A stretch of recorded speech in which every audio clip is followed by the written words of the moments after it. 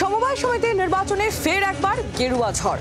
নন্দীগ্রামের কালীচরণপুর সমবায় সমিতির নির্বাচনে খাতাই খুলতে পারল না তৃণমূল কংগ্রেস। বিজেপির এই নিরঙ্কুশ জয়ের আনন্দে লাড্ডু বিতরণ করার কথা ঘোষণা করলেন শুভেন্দু অধিকারী।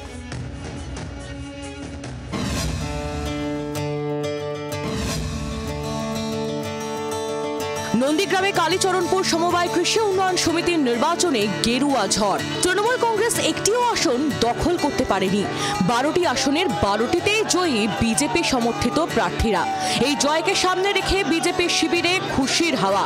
লাড্ডু বিতরণের ঘোষণা রাজ্যের বিরোধী দলনেতা তথা নন্দীগ্রামের বিধায়ক শুভেন্দু অধিকারী। আজকে সাফ করে দিয়েছে এই কসবার ল কলেজের ঘটনা সরাসরি এফেক্ট হয়েছে। এটা জেনারেল ইলেকশন নয়, তবুও কোপাটিপের যে দুটো ইলেকশন আজকে ছিল দুটোতেই চোরেরা হেরেছে, ধর্ষকদের পার্টি ভাইপো গ্যাং হেরেছে।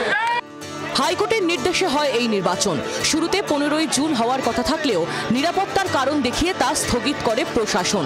শেষে আদালতের হস্তক্ষেপে 29শে জুন নির্বাচন হয়। প্রায় 800 ভোটারের এই সমবায় সমিতির ভোট গ্রহণ ঘিরে ছিল কড়া পুলিশি নিরাপত্তা।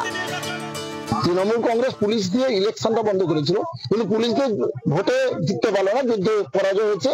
এটা তৃণমূল কংগ্রেসের নন্দীগ্রামে অস্তিত্বহীন একটা রাজনৈতিক দল। এখনো পর্যন্ত 13টা সমবায় সমিতি নির্বাচন হয়েছে নন্দীগ্রাম 1 নম্বর ব্লকে, আমরা 9টিতে জয়লাভ করেছি। সাম্প্রতিক কয়েকটি সমবায় ভোটে একচ্ছত্র দাপট দেখিয়েছে তৃণমূল। তার মধ্যে ছিল শুভেন্দু অধিকারীর জেলাও।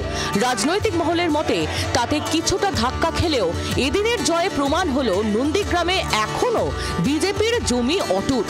ফলে আগামী দিনে এখানে দুই ফুলের লড়াই আরো তীব্র হবে বলেই মনে করা হচ্ছে। নন্দীগ্রাম থেকে কিরণ মান্নার রিপোর্ট, জি 24 ঘন্টা।